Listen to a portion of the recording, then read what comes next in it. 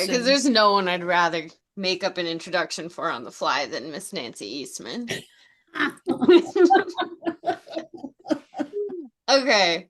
Um, this is so exciting to have Nancy join us today. Nancy is the food service director at Riceville Community School District, and I can't even begin to tell you how beloved she is in this school by students, by staff, by her team who works in the kitchen with her every day. Um, as part of the plants grant that we're working on, Nancy is one of the four school districts participating in this food service director cohort, who is a group of schools working on increasing scratch cooking and local procurement in their kitchens. And Nancy's been rocking this before and will continue to long after the grant. But we got to actually go up to Riceville for this event that she's going to talk about, the school-based farmers market. And it was one of the funnest days I've had in a school in years. It was really beautiful. It was a really amazing celebration of community. I've never seen anything like it, and I handed out so much cheese. And yeah, cannot wait to yeah, see you all, get to hear from Nancy about the work that they're doing up in Riceville. Thank you for being here. And Marie is one of the amazing partners at Healthy Harvest of North Iowa, who partners with lots of districts up in the North Central Iowa area, and was also at the farmers market with us that day. And yeah, can definitely share more about the work that they do too.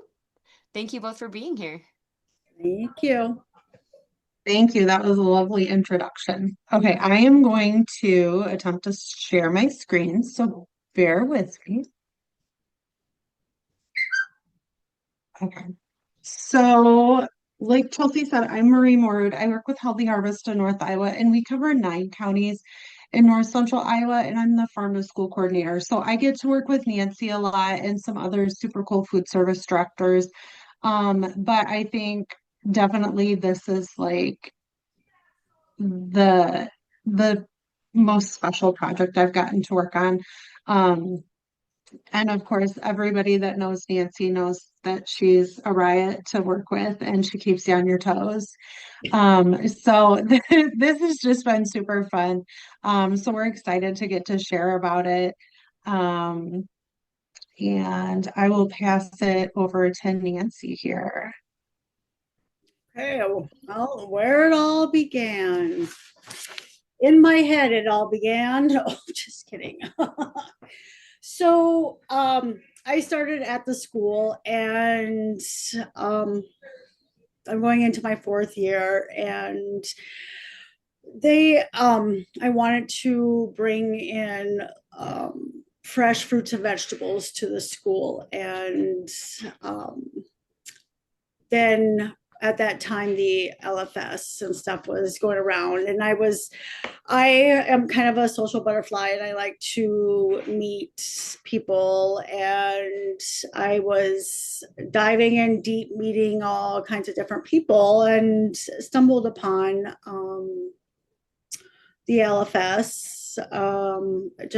I just kept making connections with people, and I was I was like, what would be a good way to bring, besides the local food day, besides the apple crunch, the great apple crunch and stuff, what would be a good way to get kids really excited about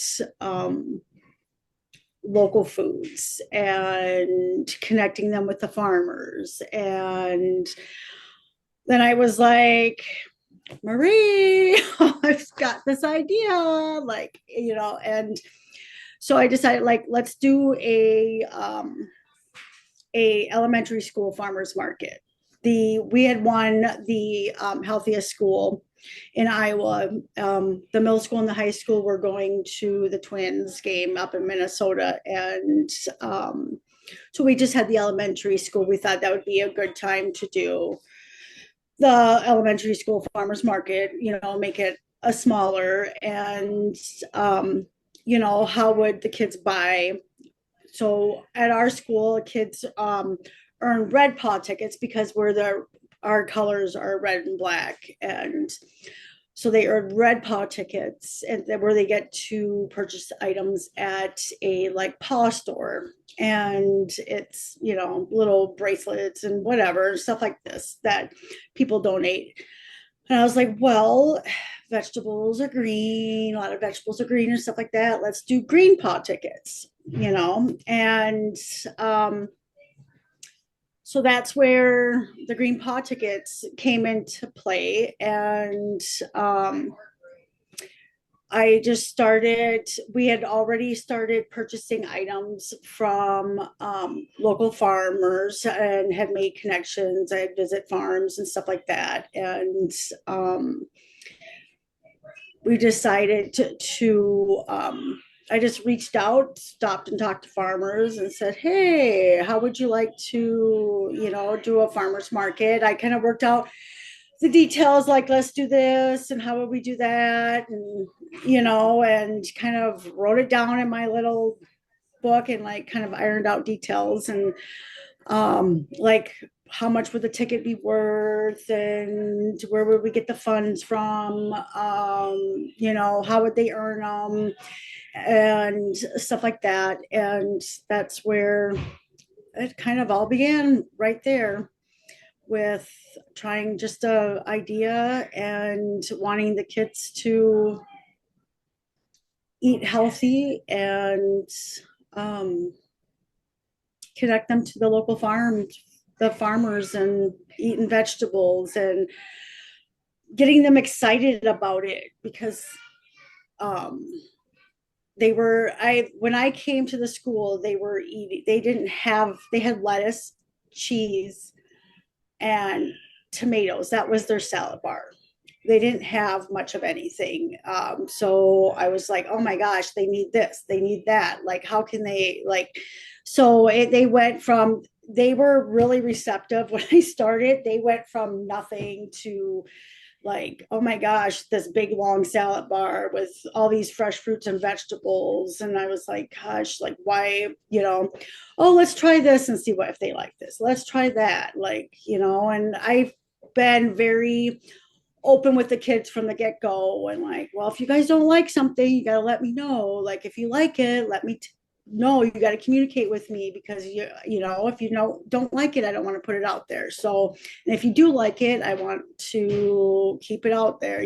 So they've kind of grown with me, and they've learned to communicate with me really well about stuff. So, but yeah, go ahead, Marie. All right, so the first farmers market was held in the spring of 2024, and like Nancy said, this was just for the younger kiddos, as the older ones were gone for the day. We had 9 vendors, including the FFA chapter from the high school there. And kind of these vendors were selected based on their proximity to the school district, and also tried to use people or invite people that were growing food or producing food that was regularly served at the schools. So already had relationships with some of these people. And we really wanted to have a good variety and not a lot of duplication in the products that were offered. So Fresh Oyster Foods is a local baker. Joy Food and Fiber Farm had honey, kernels of flour, maple syrup. Kittleson Brothers brought potatoes and onions. North 40 Gardens and Red Check Gardens were kind of a last minute fill-in for a vegetable producer that wasn't able to attend. And they're members of Healthy Harvest that we reached out to and were able to supply us with a good variety of fresh spring vegetables. Otter Creek Orchard is a great partner. The kids always visit their orchard there in the fall. They have Honeycrisp apples, and they also bring a big variety of like apple butter, pie filling, and baked goods with apples in them. Red Rooster Ranch has pork snack sticks that were super popular with the kids. I think that first market they even had like some summer sausage and some eggs. The FFA did a lot of plant starts, a lot of flowers, as this was right before Mother's Day. And then Snowpack Foods is from Caledonia, Minnesota. And Mr. Peter, the farmer from up there, was kind of the belle of the ball. We got a good laugh out of that because the kids just went crazy when we introduced him. And he looks like your typical like old man farmer. And he's got like a white beard. And the kids just went crazy because they love his frozen peas that they bring to the school. So we teased him that he was the belle of the ball that day. They were so excited to see him, and he brought all kinds of packaged frozen vegetables and fruits that the kids were able to buy. And then, due to construction of the new cafeteria and kitchen, it was a year and a half before we had our next market, which was just last month. We had 9 vendors again for the market. Some of them changed just because the ones that weren't able to be there from the first market just didn't have the capacity to be there for the fall market. And some of that was due to some of them from row crops too, and it's right in the middle of harvest.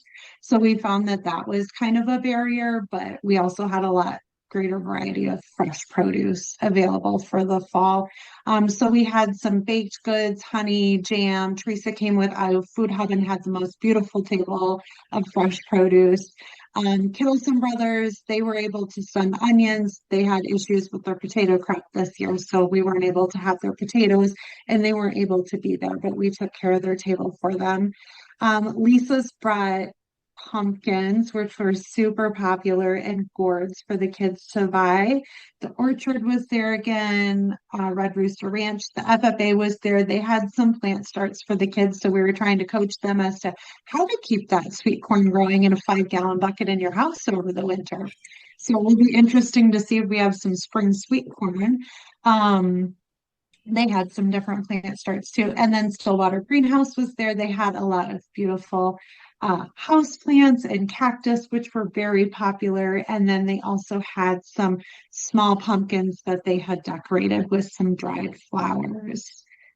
So those were super fun for the kids to take home. The kids were super excited not only to get like the cookie decorating kit for themselves, but also to buy things for their families. Some came with grocery lists from mom or dad, like, hey, you're going to the market. These are some things that might be available today because you have 60 tickets to spend. Or the little guy that came over and bought 22 onions because his dad loves onions. And he was so excited to take home all those onions to his dad. Um, yeah, just we could talk all day about the stories of these kiddos that were buying stuff for other people and so excited to take them home for their families. But Nancy, do you want to talk about the job fair part of it? Yep. So the job fair, because the first farmers market, we did not have the middle school or the high school there for it. I wanted to incorporate a way for them to be engaged and to be interested in it because, middle school and high school are just so cool. And, a farmer's market, I wanted them to be engaged in it. And so I thought, well, what other way than to, incorporate a job fair? And so with, I talked to our guidance counselor and I actually reached out to all of the businesses and asked them if they wanted to partake in a job fair. So Riceville had never had a job fair. We always get bused to different schools to partake in a job fair. So this was the first ever job fair that the Riceville School has ever had. So the businesses were so on board with it. And I mean, we have 438 kids. So, I mean, we are a smaller school, but the businesses were so excited about the fact that Riceville was actually having one. So they were all on board. So they were just like, when and where, we'll be there. So we had Cresco Bank. They actually reached out and asked if they could be a part of it because they heard about the farmers market from the last year and how great it was. So they wanted to be there. Pinnakin Farm they played a big part in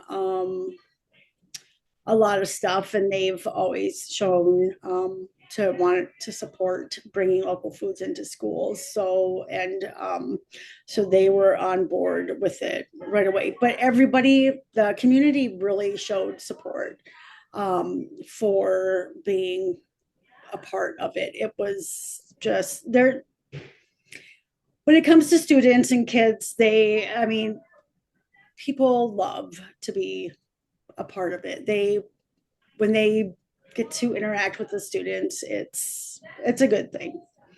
You don't actually get really any reject. Never got a rejection ever. So except for short staff, like a last minute short staff, and then we had a substitute come in. So but that was beyond because everybody was sick or whatever. So but we got somebody to take their place. It wasn't at the drop of a hat. So, And talking about what a good interaction it was for the kids, Nancy had made up a bingo card, and each student got a bingo card, and then they got to walk around, and each bingo square had a different question on it. So it just made it easier for them to engage with the people and ask really meaningful questions. And I was really impressed. Like the kids were uh, really attentive, and they're like, wow, that's a really good answer. I never thought of that. And just speaking to the variety of businesses that they had there was really great. So I think that bingo card was key for the kids to just feel comfortable to go up and talk to all of the different people that were there, and then to have the variety of people on the job fair list along with the market vendors that they could talk to all of them, because all of them do such different things, but they're all most of them are working toward the same purpose of feeding them.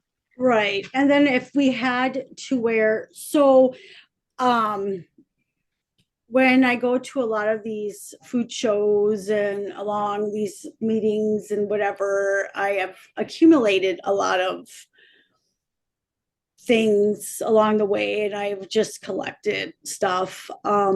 So we use a lot of that stuff for prizes for the kids if they got a bingo for asking questions. So that was an extra bonus for them. So if they got a bingo, they got a free. They got to pick a prize out. So Yeah. All right, so let's move on to how you paid for all this, Nancy. magical fairies. No, I'm just kidding. Yeah. So how much do the kids get to spend? That is determined by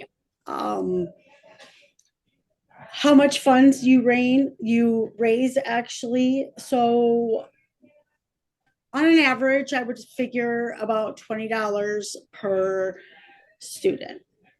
But you can set the amount to whatever you want it to be, whatever you raise. Um, it all depends. It all depends on how much the play money, we call it play money because that's what it is. Um, how much you want that to be worth. Do you want it worth a quarter? Do you want it worth 50 cents? Do you want it worth $1? It depends upon. So what I do is I don't make that ticket worth anything until I know how much everything is going to cost me. So I go to the vendors and we set up what they're going to bring, like how much, how many apples, you figure out so much per student, whatever. And, give or take. So I did a lot of the ordering from all the vendors.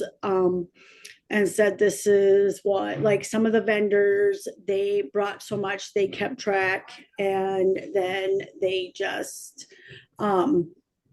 gave me an invoice for what they used, because also the adults have to pay, they pay full price there. And so that goes towards the cost of what it's costing us or whatever.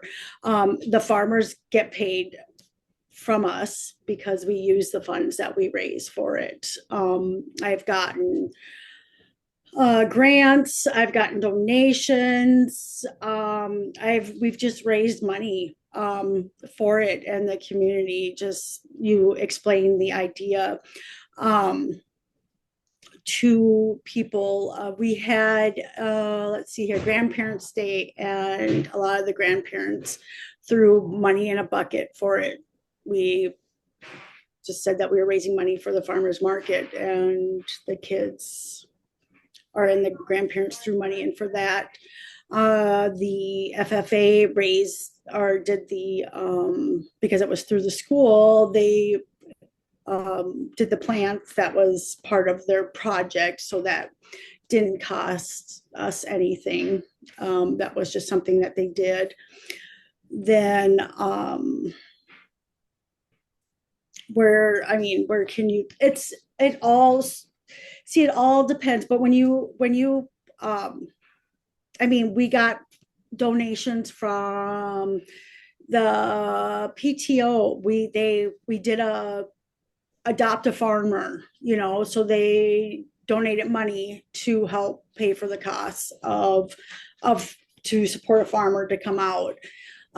It's just, you'd be surprised. People are, we had one farmer that donated a lot of money to the cause, because we had a little deal going on. They said, we were applying for, they said, if you get this grant for the Choose Iowa grant, we'll donate so much money towards your farmers market, just because we want to see you get this grant, the Choose Iowa grant. If you get that, we'll donate this much towards that, so, I was like, well, we got the Choose Iowa grant, so okay, here's a check for your farmers market. So it was just it's going out and talking to people and telling them what you want to do.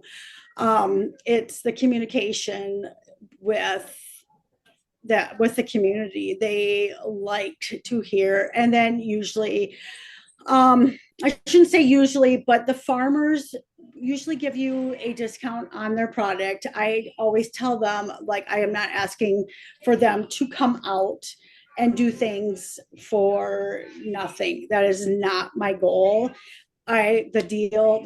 It's to make things as simple to get people to come out. I try to make things as simple as possible for them.